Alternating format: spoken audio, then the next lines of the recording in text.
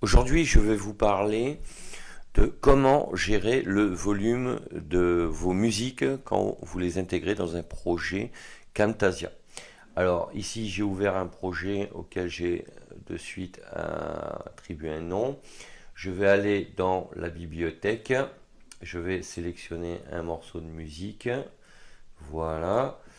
Et quand je le mets sur le plan de montage, vous allez dans le chutier de votre projet, vous voyez que Camtasia a automatiquement intégré la musique dans votre chutier, puisque dans cette fonctionnalité s'intègrent tous les éléments qui vont permettre de réaliser votre projet. Et à partir du moment où vous les mettez sur le plan de montage, ils vont s'intégrer automatiquement.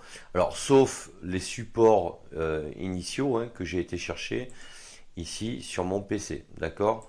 Mais tout ce qui est musique, annotation, tout ça, ça va s'intégrer directement dans votre chutier dès que vous les créerez et que vous les intégrerez dans le plan de montage. Alors maintenant, pour gérer le volume, vous avez cette musique ici.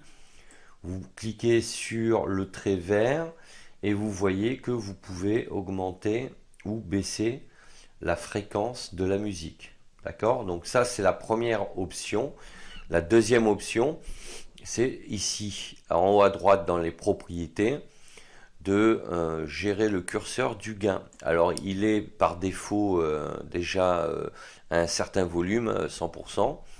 Vous pouvez le baisser ou le monter. Donc, si vous le baissez, je vous montre, je clique dessus. Vous allez voir que ici, les fréquences vont baisser dans l'élément multimédia. Et si j'augmente, elles vont monter. Donc, je vous le fais. Voilà, je baisse les fréquences et vous voyez que dans l'élément multimédia, elles baissent. Si je baisse, voilà, si j'augmente, elles augmentent. Donc c'est aussi une option.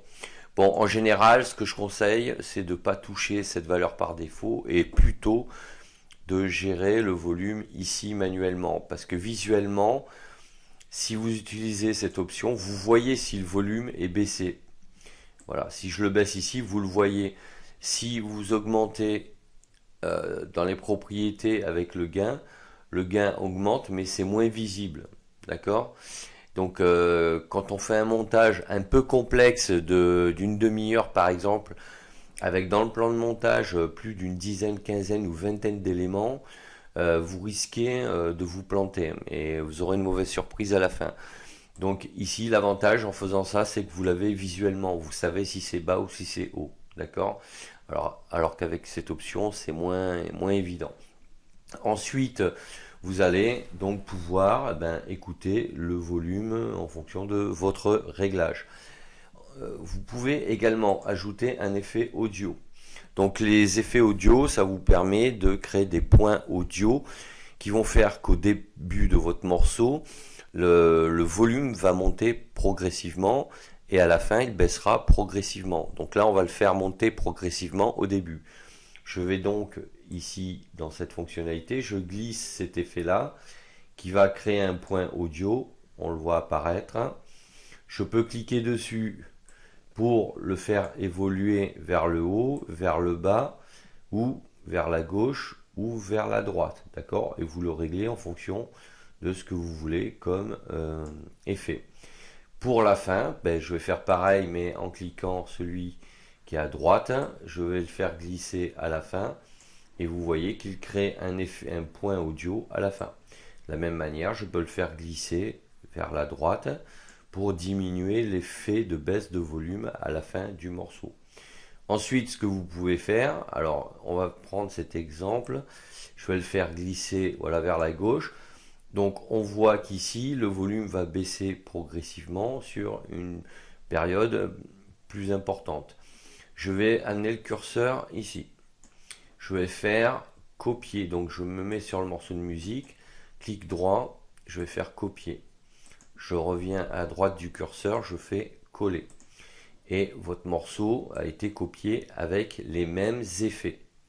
On va le voir. Alors je me mets ici sur la barre de défilement. Hop, et voilà, ça a repris exactement les effets que j'ai créés sur le premier élément de la musique. D'accord? Donc si vous travaillez des points audio sur un morceau que vous voulez les répéter, Vous voulez travailler sur le premier élément que vous intégrez et après il n'y a plus qu'à faire des copier-coller. Ça veut dire qu'ici, entre cette zone-là et celle-là, vous allez avoir donc le morceau qui baisse et qui remonte. D'accord?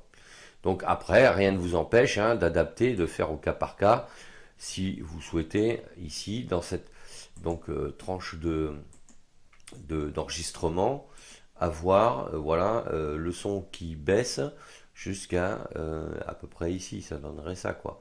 Et ça sous-entend que là, sur cette partie-là, vous pouvez apposer un commentaire. D'accord? Voilà, bon, ça c'est une possibilité.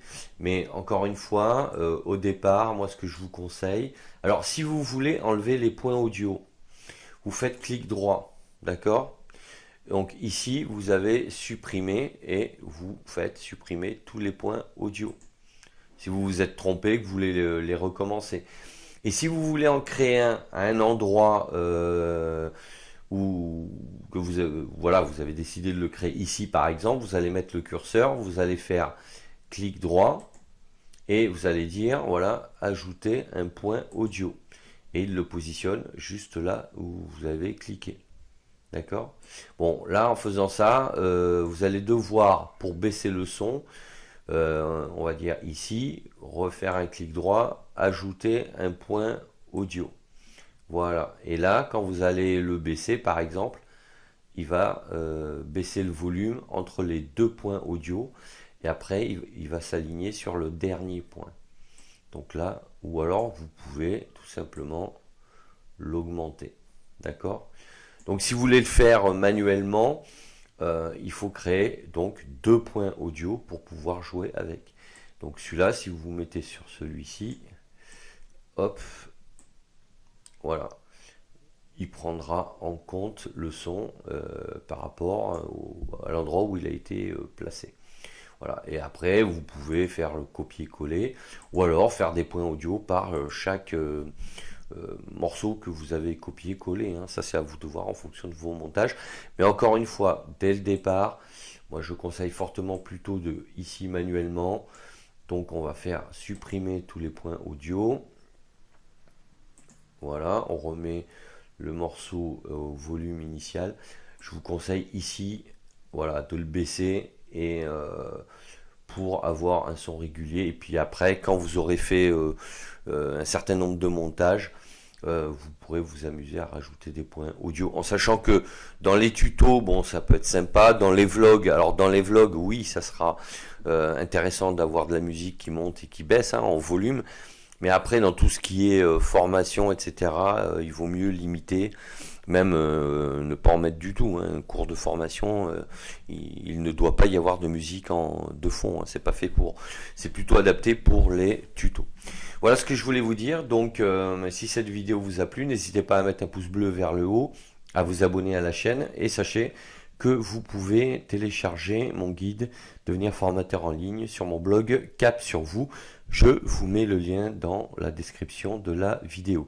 Je vous dis à bientôt pour d'autres sujets et d'ici là, portez-vous bien. Ciao, ciao.